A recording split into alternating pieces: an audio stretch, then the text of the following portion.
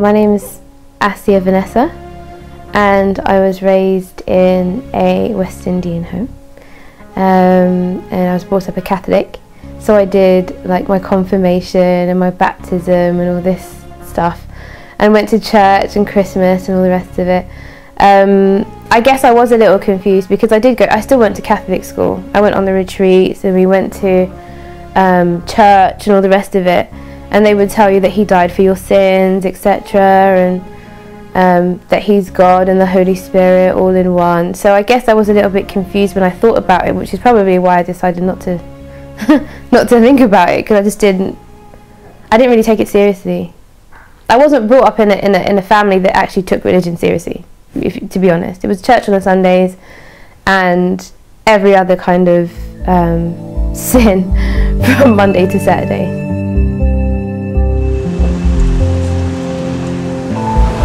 My impression of Islam before I converted was that it was really strict and there seemed to be quite a lot of rules. I kind of thought that it was a controlling religion, but then at the same time I was a bit scared to approach it just in case it was the truth, so I kind of left it, you know, on purpose.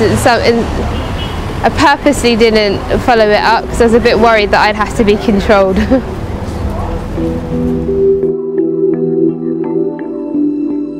The reason I started researching Christianity was because I was with somebody who was Christian. I was with him for like 7 years, and I remember I was watching this program, and it's like God TV, you know, that God TV stuff.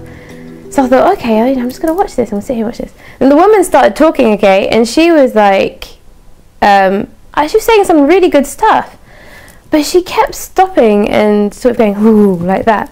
And then, so I looked her up and everything, and she thought that she was a prophet. And I realised that she actually thought that God was talking to her while she was walking up and down the stage.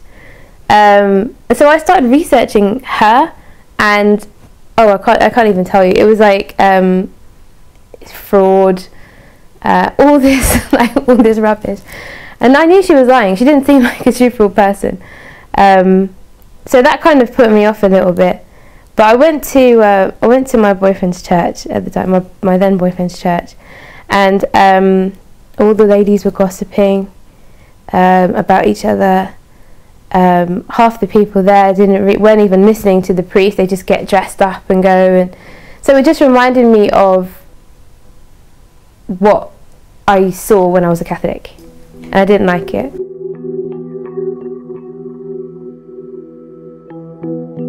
The thing that attracted me to Islam was the fact that I could have a personal relationship with God. The day that I converted, I had had a few weeks of listening to lectures on TV, like on Islamic TV, and I sat through the break when there was the adhan that came on, and I'd heard it before, but I didn't know what it meant, so I decided to sit and actually read the translation.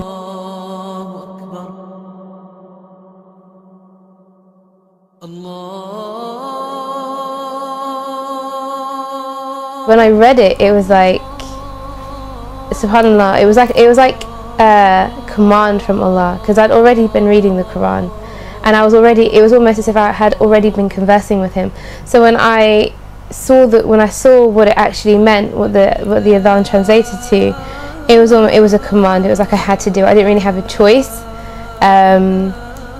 So I didn't sit there thinking, okay, I must become Muslim now. It was more, I have to pray now, and then everything followed from there. So subhanallah, you know, after hearing the adhan, I did like a quick prayer. I didn't really know how to pray exactly, but I'd seen Muslims pray before, so I just I washed my hands, I think, and my face, and then I did a little prayer, you know. And the next day I decided to go to South Hall, to the closest mosque that I could find, to convert.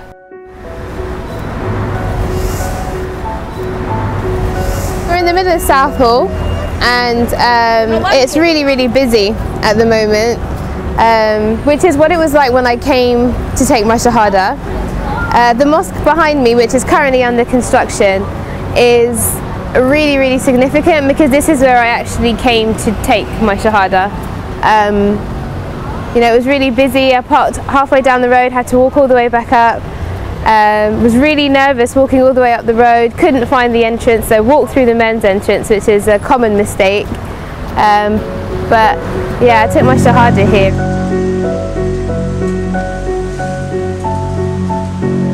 I reverted on the 21st of November 2009, and shortly after I took my Shahada, I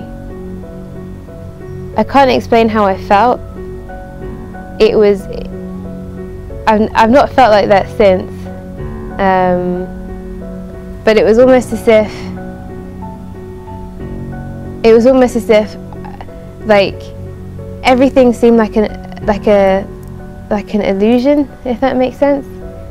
And I could literally feel, because Allah says that, you know, you have angels with you and you have angels watching you, and I could literally feel them watching me. It's as if the world sort of got a bit smaller, and I was on a stage. That's how it felt, like I was on a stage or something, and everybody else around me were actors.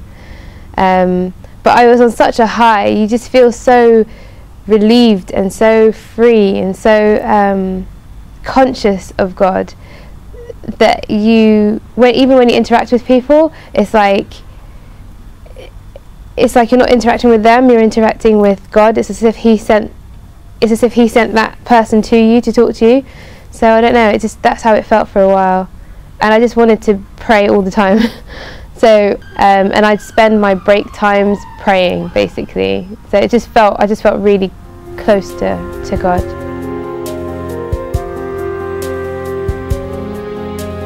The most interesting thing that I first found was that God, or that Allah, took the time to communicate directly with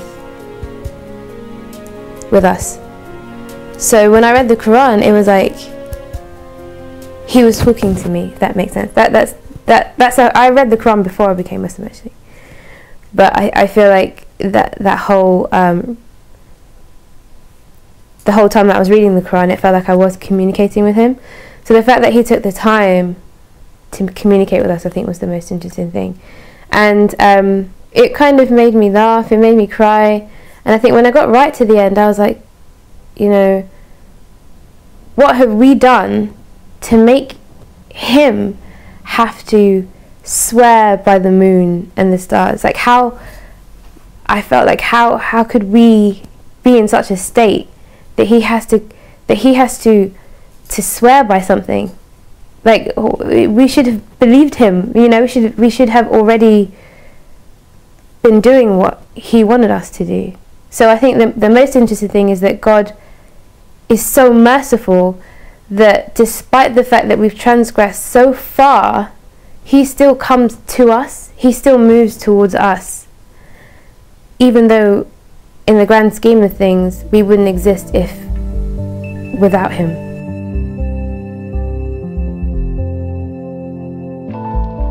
I think it's important to read the Quran regularly because it's a connection with Allah. I just want to say it's really hard to keep it up, to be consistent with reading the Quran. Scholars have said that you should read it every day, and I certainly find peace when I read it. I think it is a conversation. It's like you want questions and you have questions, and it's like God knows the questions that you have. And in the Quran, He's revealed the answers. It's hard to say which verses are my favourite, but I guess the ones that I like the most in the Quran, or I guess are my favourite in the Quran, would be Surah An-Naml, where Allah negates the fact that He has partners, and He talks about how He sends the rain and how He's created a barrier between the seas. But he talks about all the things that he's done, and the way that he negates it is he says, you know, you still ascribe partners to me and you don't even remember, as if we have a memory that we've forgotten. Does that make sense? So I find it interesting. And the other one that I love is فَإِنَّ مَعَ الْعُسْرِ يُسْرًا, which is with every hardship comes ease. But I was in a circle the other day, and they were saying that it doesn't actually mean after the hardship comes ease, but rather there's ease during the hardship. So apparently the word means that there's ease whilst you're in that hardship.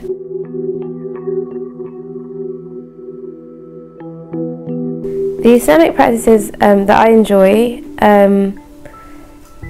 actually I found quite a lot of, since I've become Muslim, I find quite a lot of them difficult.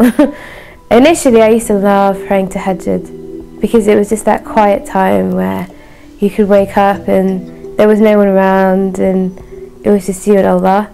But these practices that I initially loved, I find them difficult now, because now you have to live as a Muslim.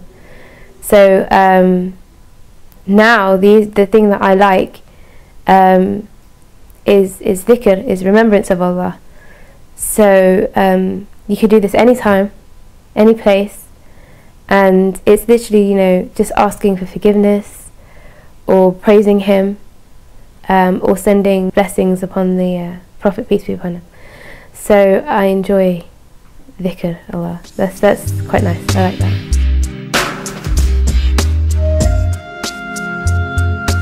What inspired me about the Prophet, peace and blessings be upon him and his family and his companions, was how much he cares about us as a nation, whether we're Muslims or not, actually, because we're all in his ummah, we're all in his nation, whether we believe in him or not.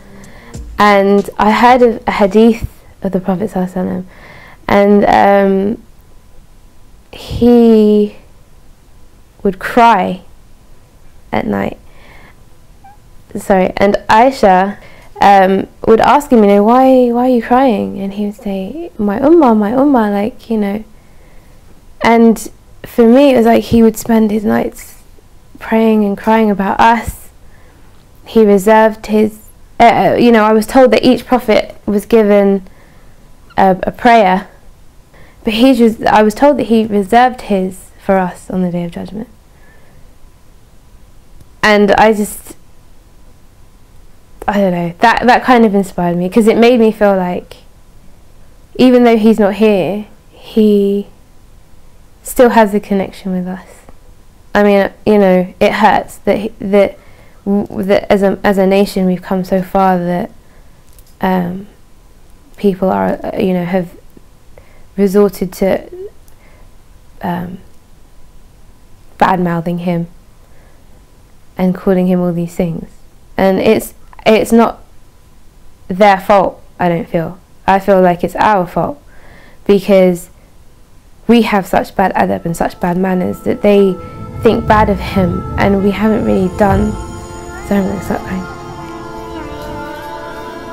We haven't really done justice to his message.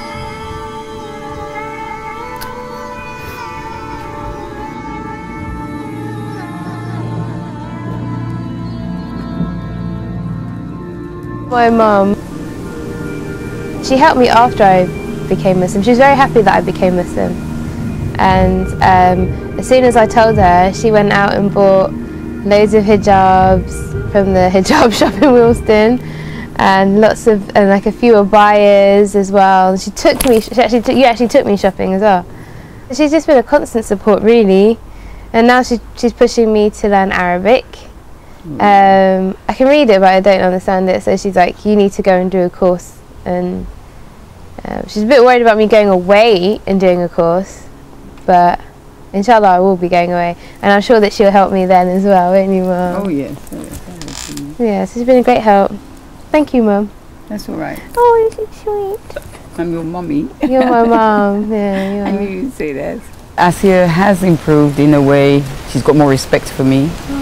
She prays more. She's more homely. She's a nicer person, I would say. Oh, I wish for Asiyah, Vanessa, to find a good husband and to settle down. That's what I wish for her, and to be happy in her life. Oh, I love you, Mum. I love you too. I want you to get married and to have a good husband. Get married. Yeah, she needs a partner. She needs a friend, because she's the only child. She's got no brothers and no sisters. And if something happens to me and I'm no longer here, I'd like to know she's got someone to care for her. Oh, you're so sweet, Mum. You make me cry.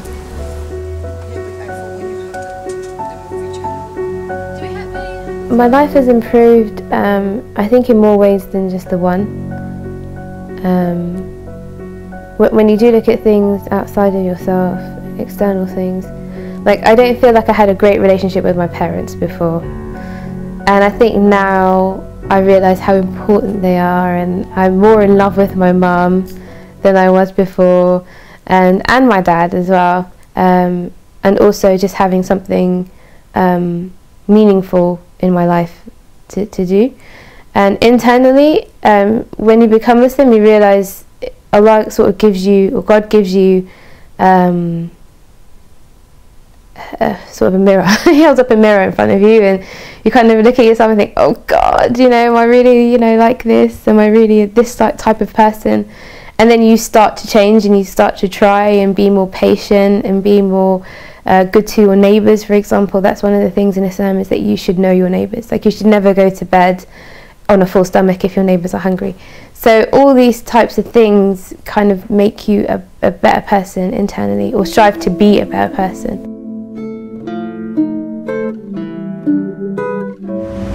This is my friend Hafsa. No, this is my love, Hafsa. I love her. What up, yo?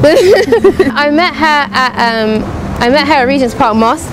Yeah. And she was crazy, and she's still crazy. No, but we're closer in our craziness. Yeah. I love her because she reminds me of Allah. You do. She's a great reminder. Yeah, she's a great reminder, and she's such a soft heart as well. This is Rumi's Cave on Willesden Lane, and I come here because they host talks. Various different imams and shuyukh come from around the world, really, and they give talks here. They also do courses, like Arabic courses, tafsir courses, and it's a really nice place to meet people and to socialise. Islam is about the community. It's not just about support because they're a new Muslim. It's supporting not only your brother in Islam, but your brother in humanity. Being part of the community of Rumi's Cave, I feel, is a little bit different from being part of the community at the mosque in this day and age, because the mosque very much focuses on the outward and the practices. So you might go there as a new Muslim, not perhaps knowing how to pray, and then you might get caught up or snatched up by someone saying, "Astaghfirullah, sister, you know, why are you doing this?" You know. So it's a bit more hostile, But at Rumi's Cave, it's not just. In fact, it's not even just for us, it's for everyone, and it's like, it is a community because you build like a friendship. Rumi's Cave is deep, man. It's like, it's funkadelic, it's got soul, it's got energy, it's vibrant because it's led by the youth, it's led by young people who, when they go to the mosque, they can't really express themselves, you know? It's a home for artists, poets, creative people. You're not gonna find that in a mosque. What you're gonna find is like, no offense, like, so dry, man. It's just dry. Like, you don't want to go to the mosque as a youth if you really think about it, if you're really honest with yourself. And the fact that Allah, you know, and the people that work at Rumi's Cave facilitate something where young people can come, not only learn their religion on a very deep spiritual level, but at the same time are able to like kind of like breathe and like express themselves. It's like, you don't get that everywhere you go, man. It's like, we're really blessed to have this like in our backyard. Like, we need mosques. It's not that we're saying you don't need mosques, but it's a different community.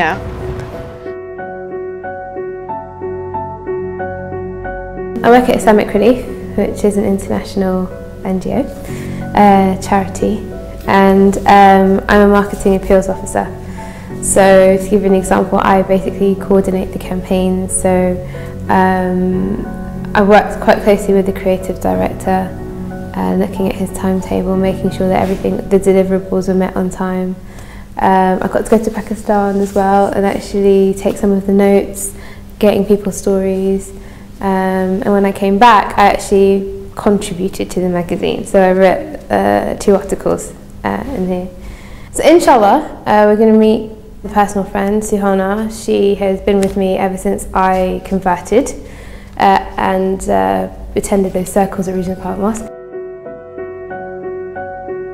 Okay, this is my friend Suhana. I met her at Regent's Park Mosque. When I first became Muslim, I would go to a circle at Regent's Park, and I think I met a few of the girls there. And had you already known them? Mm-hmm. She had already known them, and after a few months, she got in touch with me again, and basically told me about this. Adopted me into the family. Yeah, and told me about this job at Islamic Relief, because I wanted to work for a Muslim charity. And then she sent me an email saying, it was reception at the time, and she sent me an email saying, why don't you apply for this job? And I started, and I came for the interview, and they really loved me, obviously. And yeah, I started here. So she's one of those friends who really care, and she notices when I slip. I think she notices when I slip, and it's hard because. But that goes both ways. That goes both ways. You reckon? Yeah. Yeah. You've told me to watch my tongue because no one else is going to watch it for me. Yeah, that's true. Yeah, that's true. We're quite frank with each other. I don't think you can really have. Yeah, we're quite straightforward. I think with reverts, and I think this is the case with actually not just with reverts, with people who are born Muslims that come to Islam, or suddenly see the light at some point. What happens is you go at 100 miles an hour quite often, and you surround yourself with good people, and you've got all this nur about you. And Asiyah, mashallah, surrounded herself with people that have knowledge that I'm still to even find myself in the company of probably once in my lifetime.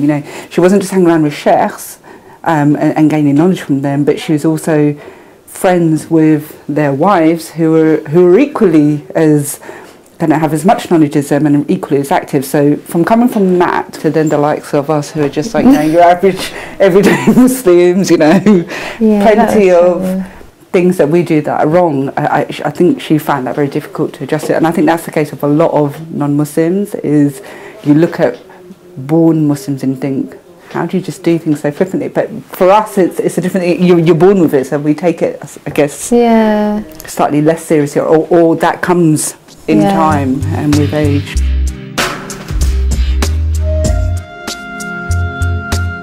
Islam means everything to me. It's a journey home, and it's a step outside of the crazy rat race, and it kind of guards you against the ills of the world if you practice properly. So it's like a safe haven. That's what it is. It's like it's a comfort. It's a comfort. It's not comfortable, but it's a comfort. It's hard, but it's a journey home. That's basically what it is. Yeah, I feel.